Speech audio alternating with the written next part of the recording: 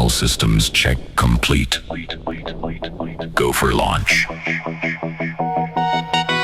T-minus 10, 9, 8, 7, 6, 5, 4, 3, 2, 1. Initiating ignition sequence. Liftoff. We have liftoff. All systems nominal. Flight, we are go. Guidance is go. Booster is go. All systems engaged. No deviation detected. Compliance confirmed. You are locked in.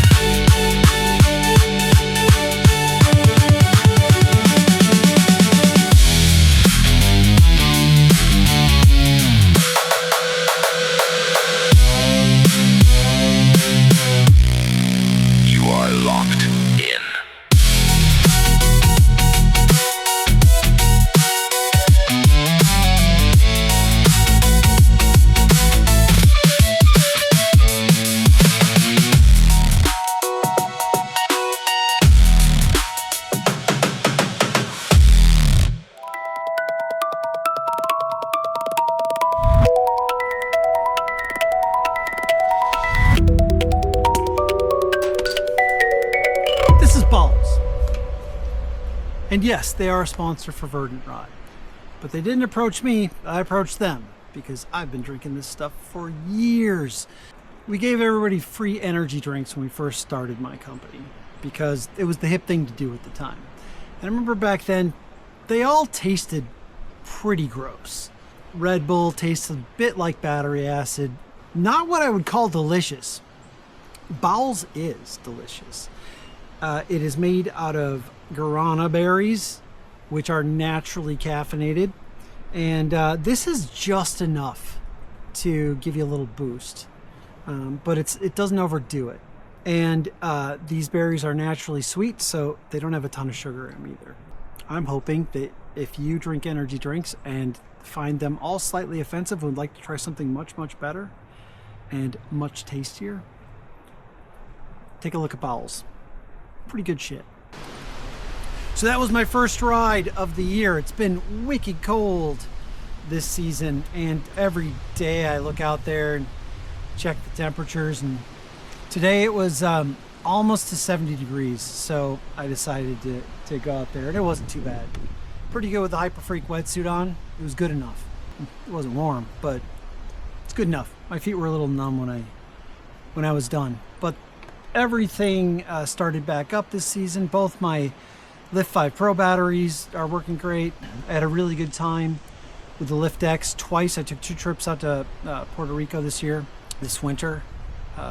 One with a group of eFoilers and another one with my family. We had fun. Got to hang out with Nick. I got a story about that I'm going to tell you at later this summer, I think. Surfing those waves was really terrifying and a great time. The last time I was there with my family, the waves were huge. They were so big I didn't even dare take my kids out in it. And frankly, if Nick wasn't right there, I probably wouldn't have braved it. But I followed him through all of it and did all right. Yeah, that Lift X is pretty cool. That is a very fun, very agile, light board. Since then, they've launched the F series, which is the somewhat cheaper fiberglass series, and they've launched the Laird Hamilton ride, which I'm sure is going to be great. And it's a 5.2, which I know I've always said by the lightest, smallest board you can get your hands on. If you're new to wave riding, you might want to get something a little bigger.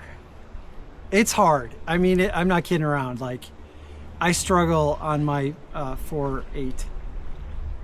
It is challenging when the waves are big to get going. Once you're up, you know, it's eFoiling. If you're good at eFoiling, you'll be good at it. But like, a bigger board really helps a lot just getting started, because these boards do not go if there's any water on top of them. And for me, that's like constant in the big waves. I do have a new website, verdantride.com. Finally, I have a website. I've got a lot of news about that. It's still kind of a work in progress, but Some features there I'd like to guide you toward is it does have the ability for you to log your rides. You can fill out the form, or the much easier way is just to feed it your GPX logs. So you can just dump your logs in there and it'll take all your rides and just populate the map with them. And so it is gathering data from every rider, and it anonymizes it.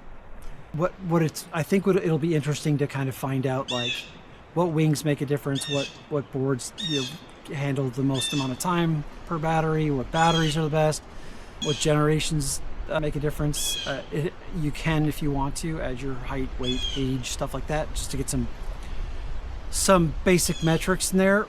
It's all optional if you want to add that, but you can also add your rides. So something kind of interesting about that is I've been very interested as to how many people are riding, how many eFoilers are there out there in the world.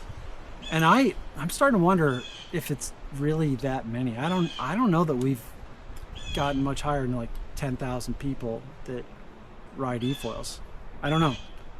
I'm really struggling to get data on that. And like, I've talked to the owners of these, the owners and higher ups, the founders, they don't know, or they say they don't know. That is not data that is just floating out there. So I'm just kind of curious, what people are riding and where they're riding. Like I said, it is anonymous. So when you log your ride, it will jitter where you rode by about 4 kilometers, which I found out was pretty necessary. And I had to really get kind of creative with that algorithm, because I logged 50. I dropped 50 rides in there right away, and as soon as I did, even though I had this 4 kilometer zone of randomness, it like pretty much showed you exactly where I ride. So what I did was I made it jitter. If it's near another ride, it'll jitter another 4 kilometers. So it pretty much spread my stuff out kind of all over the general plate, like wherever it. So I don't think you have to worry about dropping 20 of your rides in there and having everybody find out where your secret spot is or whatever. It should be random enough. It also colors the circle on the map based on whether or not you're riding lift, flight, sea fly, or way-do. And I've got a category in there for other. If some other brand is being ridden a lot and people are logging a lot of rides with it, I'll make that a standard option. But yeah, I would love it if you guys would come in there and log some rides, check stuff out. Oh, I do have Verdant Speed is in there. You can use that. You can drop your GPX in there and get a speedometer put on top of your videos if you want. And let's see, I put up, I think I own just about, just under about 100 songs that I own the rights to, that I've either composed or co-authored, or my company paid to have produced. To continue to help people make great eFoil content, this is free. So you can go to verdantride.com, look around for some songs. You can check them out by album, or you can check them out by mood, or you can check them out by, not sure if I have beats per minute in there. I might. You can check them out based on, you can look for the song you're looking for. Download it. When you download it, it'll come in a zip file, and it'll come with a license. So if you get any pushback in your YouTube channel, you just click just refute it and drop that license in there, and it should be cleared. You should be able to monetize your content. I've no desire to take your money because you're using music that I own. Again, I was serious last summer when I said I really want to help people get into eFoiling. Of course, I still want to do that. But I also want to help content creators make better content. And that's just a small thing I can do to help out, because, man, needle drop music's expensive. Canned music is terrible. It all sounds like corporate bleeps and bloops, and no, it has no soul. It has no, I don't know, it's just bad. And you know, you can use bands and stuff. That's cool. I mean, I did a lot of that too. But then you kind of shoot yourself in the foot when it comes to monetizing. And so, you know, I don't think any eFoilers out there is going to become a millionaire on YouTube or anything. But what little you can eke out of it, I feel like is yours. And whether or not maybe you think my music's worse than canned music, that's fine. It's made by humans mostly.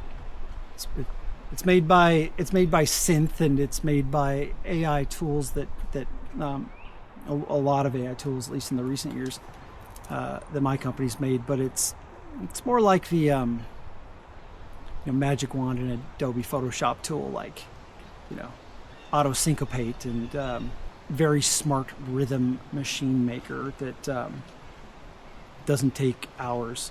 My experience with MIDI, music instrument digital interface, I think, God, it's been a while, is yeah, you can get something sounding kind of good in a few hours if you're decent on a keyboard or, you know, whatever instrument you're using.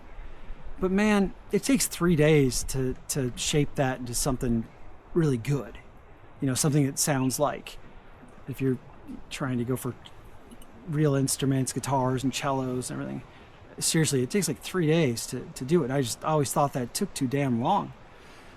When you're essentially doing all the same stuff every time, I just really wanted to build tools that were like, I kind of want this, and then have the software sweeten it for me.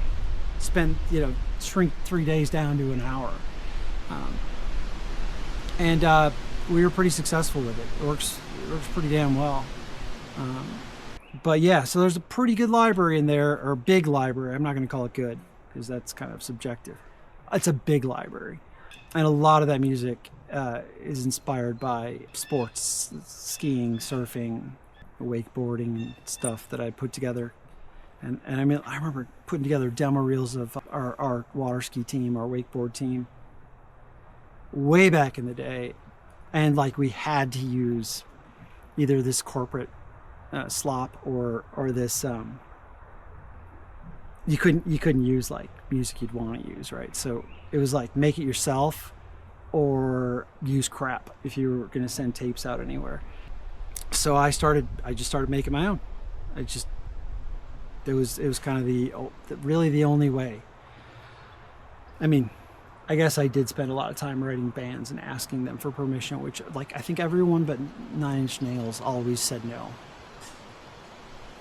Yeah, Trent Reznor always said yes, for the most part. So I use a lot of Trent Reznor. I use a lot of Nine Inch Nails when I started this channel. That's it. Verdant Ride out. We'll be talking soon. Check out verdantride.com. Try some Bawls. Yeah, drop me a line. Tell me how you've been, how your winter was, what your plans are for this summer. No deviation detected. Compliance confirmed.